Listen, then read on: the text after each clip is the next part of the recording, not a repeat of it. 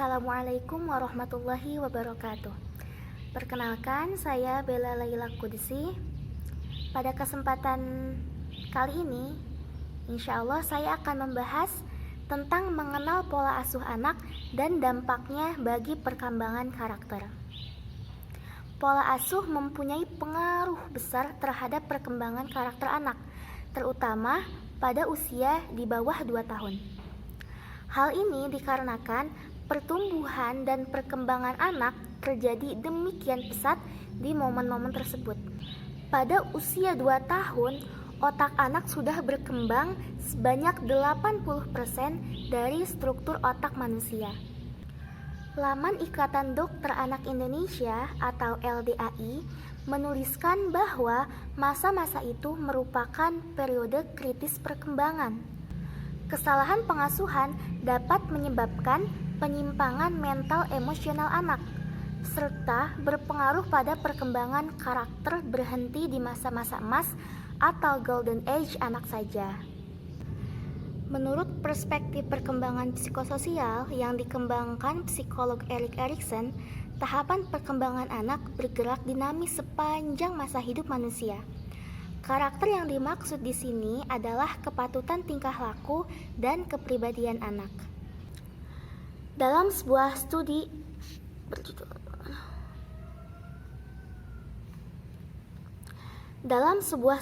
berjudul Pengaruh Pola Asuh Orang Tua Terhadap Karakter Anak Usia Dini yang ditulis oleh Irma Khair Syahriati di jurnal Infantia memaparkan bahwa arti karakter terbagi menjadi 2. Pertama, perilaku atau tindakan yang dijalani oleh anak, baik itu yang dipandang patut atau tidak layak di lingkungannya. Yang kedua, karakter bermakna kepribadian yang dimiliki anak yang ia tampakkan di kesehariannya. Karena pentingnya mendidik anak agar mempunyai karakter mulia dan berkepribadian sehat, jenis-jenis pola asuh untuk membesarkan anak menjadi penting untuk diketahui orang tua. Bagaimanapun juga, interaksi orang tua dan anak memiliki konsekuensi panjang di sepanjang masa hidupnya.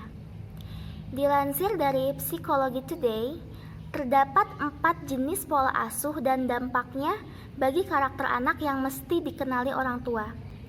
Yaitu yang pertama adalah pola asuh otoriter. Orang tua yang menerapkan pola asuh otoriter biasanya mengharuskan anaknya untuk terus patuh dan tidak membantah orang tua. Ayah atau ibu menjadi sosok yang dominan dan memiliki kontrol penuh terhadap anak-anaknya.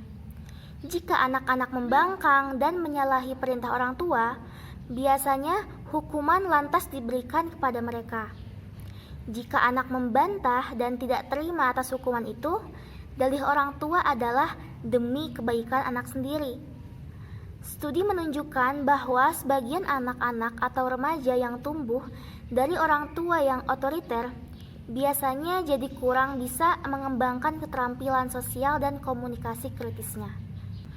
Padahal 2 hal ini sangat penting untuk menumbuhkan sifat dan karakter kepemimpinan atau leadership bagi si anak. Selain itu, anak-anak yang dibesarkan oleh orang tua yang otoriter di masa akan datang cenderung juga menjadi otoriter. Ia menjadi tidak suka dibantah, tidak suka dikritik, dan perintahnya mesti dituruti, baik dalam hubungannya dengan orang lain ataupun nantinya jika ia menikah, berkeluarga, dan menjadi orang tua bagi anak-anaknya nanti. Yang kedua yaitu pola asuh pengabaian. Anak-anak yang tumbuh dari pola asuh pengabaian biasanya kurang mendapatkan kasih sayang orang tua.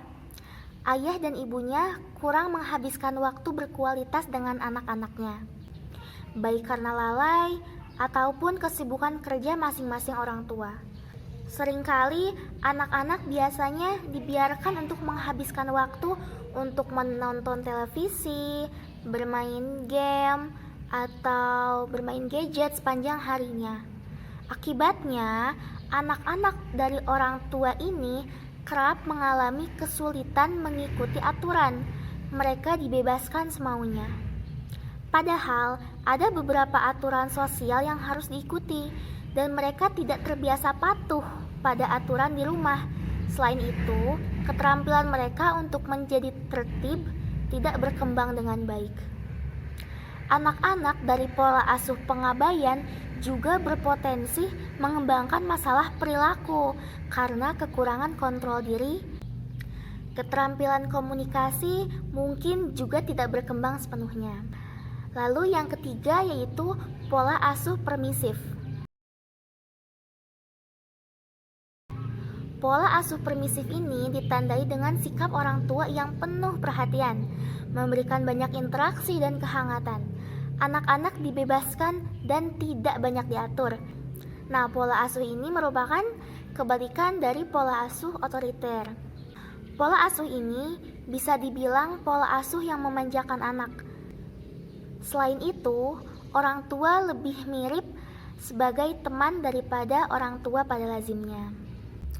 Pengaruhnya, gaya pengasuhan ini seringkali menjadikan anak mengembangkan tingkat kreativitas yang lebih tinggi pada anak-anak umumnya.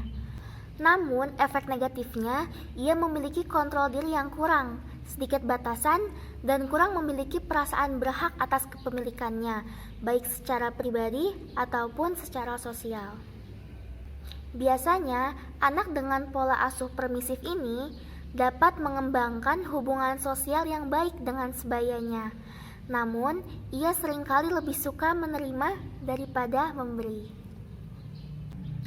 Nah, yang keempat, yang terakhir, yaitu pola asuh otoritatif.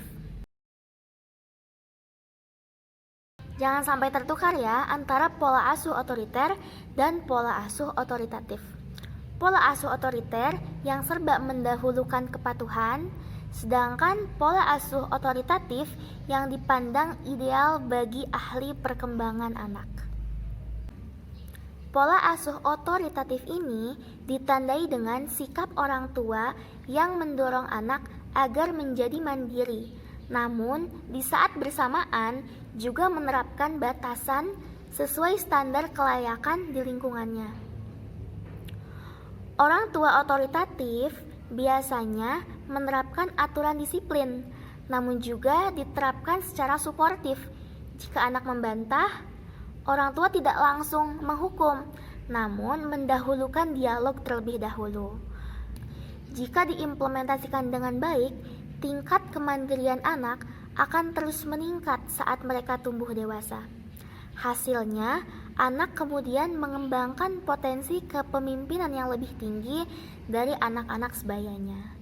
Mereka juga biasanya memiliki keterampilan sosial dan kontrol diri yang sesuai dengan tahapan perkembangannya. Jadi dapat disimpulkan ya, ada 4 macam pola asuh anak.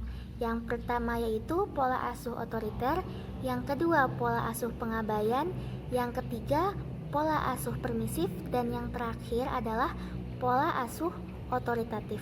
Dan yang menjadi pola asuh ideal menurut para ahli perkembangan anak adalah pola asuh yang terakhir, yaitu pola asuh otoritatif. Baiklah, cukup sekian yang bisa saya bahas kali ini. Mudah-mudahan bermanfaat. Thank you for watching. Wassalamualaikum warahmatullahi wabarakatuh.